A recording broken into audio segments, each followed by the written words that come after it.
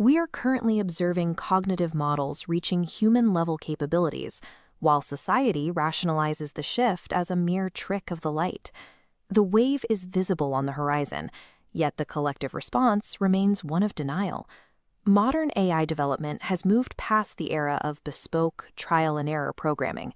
It is now an empirical science governed by observable patterns. Dario Amodei, the CEO of Anthropic, views this progression through a strictly scientific lens rather than a purely technological one. While working with machine learning pioneers like Andrew Ng, Amodei recognized that neural networks were scaling with a consistency that defied the randomness many expected. This tsunami is the guaranteed outcome of a specific mathematical engine operating at scale. This engine is governed by scaling laws. Think of AI as a chemical reaction, where specific ingredients, when combined in the correct proportions, yield a predictable amount of energy. The first two ingredients are data and compute. Compute refers to the raw processing power provided by vast arrays of semiconductor hardware. The third ingredient is model size, or the number of parameters. If any one of these three variables is insufficient, the reaction stops. Intelligence fails to emerge. This chart plots our three ingredients against the resulting cognitive capability. The data reveals an unbroken exponential curve, showing that performance increases predictably as the inputs grow. As these inputs scale, the model begins to display a wide range of emergent behaviors, reasoning through logic puzzles, writing functional code, and translating languages with a proficiency that approaches the level of a human brain. These models synthesize information to answer questions that have never been asked before, separating them from the static retrieval systems of traditional search engines. Because this capability scales with mathematical regularity, the resulting economic disruption is equally foreseeable. To navigate this shift, we have to look past the individual tasks being automated and apply a core principle of systems engineering. That principle is Amdahl's law. In computer science, it is the formula used to understand how much you can actually speed up a process by improving just one of its parts. Imagine a workflow split between technical execution and human coordination. Accelerating the technical part makes the human element your primary bottleneck. AI is collapsing technical execution to zero. The human segment takes the same time, but now accounts for 95% of the remaining work. As the cost of technical execution trends toward zero, the remaining unautomated layers command a higher premium, becoming the only factors limiting a project's speed.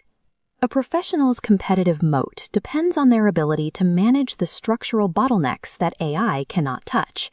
In 2016, experts like Geoffrey Hinton predicted that AI would soon make human radiologists obsolete. That prediction failed because analyzing a scan is only the technical segment of a radiologist's workflow. The unautomated segments, consulting with a patient, navigating hospital bureaucracy, and delivering life-altering news, remain the primary bottlenecks of the profession. This shift is now hitting massive human capital-intensive sectors, like the global IT services market in cities like Bangalore. AI reduces the friction involved in writing software or processing data, turning those technical skills into a commodity. The remaining bottlenecks in global consulting are institutional relationship mapping, integration into the physical world, and established human trust. Success now requires a rapid identification of the components in a workflow that cannot be sped up by a model. As technical output becomes abundant, human relationships and physical world intuition become the most valuable scarce resources in the economy. Scaling brings a new challenge. What happens when these models produce technical output that is too complex for a human mind to verify? Traditional software is built line by human hands. AI models, by contrast, grow through an organic, fractal-like emergence that is not explicitly programmed. To keep these systems safe, we use mechanistic interpretability. This is the science of mapping the internal circuits of a neural network to understand how it reaches a specific conclusion. This requires us to treat AI as a biological system. We must study it empirically, the way a biologist analyzes a strand of DNA or a neural pathway. Researchers are already identifying specific neural circuits that correspond to abstract concepts, proving that these models can be audited even as they become more advanced. Maintaining a moat requires shifting your role from a creator of technical output to an auditor and director of these complex systems. We are approaching a state where AI models surpass human capability in most cognitive and software engineering tasks. Our defense is comparative advantage. Even if an AI is technically better at every task, humans retain a critical role by focusing on the specific areas where their relative contribution provides the most value. A human's 5% contribution, steering the context, making strategic decisions, and preventing hallucinations, is amplified by the 95% execution power of the AI. Rote execution and arithmetic are becoming less relevant.